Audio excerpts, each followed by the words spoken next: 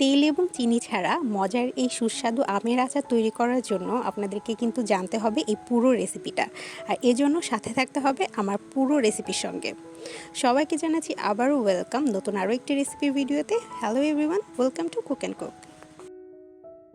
So এই রেসিপির জন্য আমার এখানে লাগছে হচ্ছে এরকম আম। আমার আমগুলো বাসায় ছিল, কাঁচা আম ছিল, সেগুলো এরকম একটু পেকে পেকে লাল হয়ে গিয়েছে, তো আমি সেগুলোই নিয়েছি। আর এই আমের আটিগুলো কিন্তু বেশ অনেকটাই শক্ত। মনে রাখবেন এই রেসিপিটার জন্য কিন্তু এরকম শক্ত আটিওয়ালা আমই লাগবে, নরম আটি দিয়ে কিন্তু হবে না।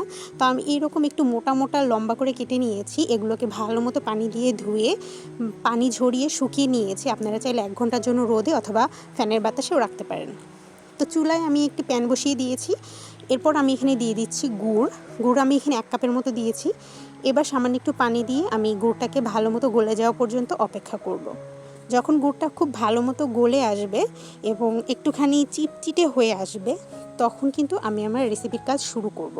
তার আগে বলে রাখছি, আপনার আমগুলো যদি অনেক হয় তাহলে কিন্তু এখানে যে গুড়ের সাথে পানি ব্যবহার করবেন না, কারণ আম থেকে অনেক পানি ছাড়বে। তখন কিন্তু আপনার আম থেকে যে আচার থেকে পানিটা থাকবে সেটা শুকাতে গিয়ে আপনার আচারটা একেবারেই গলে যাবে।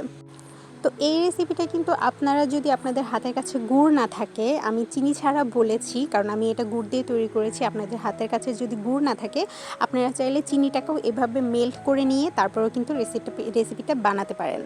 তো এবার আমি যখন গুড় থেকে আঠালো ভাব চলে আসছে তখন আমি সবগুলো আম এখানে দিয়ে দিচ্ছি এবং খুব ভালোভাবে আমি স্প্যাচুলা দিয়ে এপিট ওপিট করে নেড়ে নিচ্ছি। তবে চিনির ক্ষেত্রে আমি যেটা বলবো, চিনিটাকে খুব ভালোভাবে আগে গলিয়ে যখন চিনিটাও এরকম চিটচিটে অবস্থায় আসবে তখন আপনারা আমটাকে দিবেন।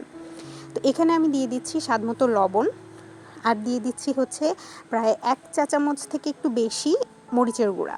তো এই আচারটা একটু ঝাল ঝাল মিষ্টি মিষ্টি এরকম হবে, খুব বেশি ঝাল হবে না, কিন্তু একটুখানি মিষ্টি স্বাদটা বেশি থাকবে। দিয়ে দিলাম একটা তেজপাতা এবং সব কিছুকে খুব ভালোভাবে আমি এটা সফটলি নেড়ে নিচ্ছি। এবং এটাকে কিন্তু কোনোভাবেই ঢাকা যাবে না। এই রেসিপিটা আপনি যদি ঢেকে করেন তাহলে কিন্তু আমগুলো খুব তাড়াতাড়ি সফট হয়ে আসে এবং খুব তাড়াতাড়ি গলে যায়। তো এই ফাঁকে আমি একটি মশলা তৈরি করে নিচ্ছি।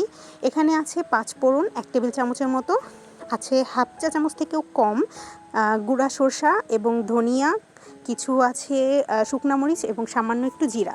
সব কিছুকে খুব ভালোভাবে একসাথে মিশিয়ে আমি এটাকে একটু টেলে নিয়ে তারপর হচ্ছে গুঁড়ো করে নিব। আপনারা যদি এটার সাথে মৌরি দিতে পারেন তাহলে কিন্তু আরও ভালো হয়। তো দেখতেই পাচ্ছেন আমার আমগুলো কিন্তু বেশ গলে গিয়েছে এবং আম থেকেও অনেকটা কিন্তু পানি ছেড়ে দিয়েছে। এবার আমি এখানে দিয়ে দিচ্ছি 1 টেবিল চামচের মতো সিরকা এবং দিয়ে দিচ্ছি যেই ভাজা গুঁড়াটা আমি তৈরি করলাম সেটা প্রায় 2 চা চামচের বেশি এখানে দিয়ে আমি এটাকে খুব সফটলি ভালোভাবে এপিট ওপিট করে নেড়ে জাস্ট এখন অপেক্ষা করব এই পানিটা কতক্ষণে এটা শুকিয়ে আসবে সে পর্যন্ত। তো দেখতেই পাচ্ছেন আমার পানিটা কিন্তু অনেকটাই শুকিয়ে গিয়েছে। এই পর্যায়ে এসে আপনারা চাইলে এই আচারটা এখান থেকে নামিয়ে নিতে পারেন। আর এই আচারটা আপনারা যত পারবেন এটা রোদে দেওয়ার চেষ্টা করবেন। এটা যতটা রোদে দিবেন আপনার এই আচারটা কিন্তু খেতে ততটাই ভালো লাগবে। তো আমি এটাকে আর রোদের জন্য, যেহেতু এখন বৃষ্টির সময়, তো আমি রোদের জন্য এটাকে আরও একটু সময় চুলার মধ্যে রেখে তারপরে নামিয়ে নিয়েছি। তো ব্যাস দেখতে পাচ্ছেন আমার আচারের রঙটা, এটা 2 দিন পরে আমি সার্ভ করেছি কারণ আমি একটু সময় দিয়েছি। আচার যতটা সময় দিবেন যে কোনো আচারই দেখবেন কালার হোক স্বাদ হোক ততটাই বাড়ে। তো 2 দিন পরে আমি আমার আচারটাকে সার্ভ করে আপনাদের দেখাচ্ছি এটার রঙটা যেমন হয়েছে এবং এটার টেস্টটাও কিন্তু খুব ভালো এসেছে। তো কেমন লাগলো আজকের এই রেসিপি অবশ্যই কিন্তু আমাকে জানাতে পারেন কমেন্টের মাধ্যমে। ভালো লাগলে লাইক করবেন, কমেন্ট করবেন এবং সাবস্ক্রাইব করে পাশে থাকবেন। দেখা হবে নেক্সট ভিডিওতে। আল্লাহ হাফেজ।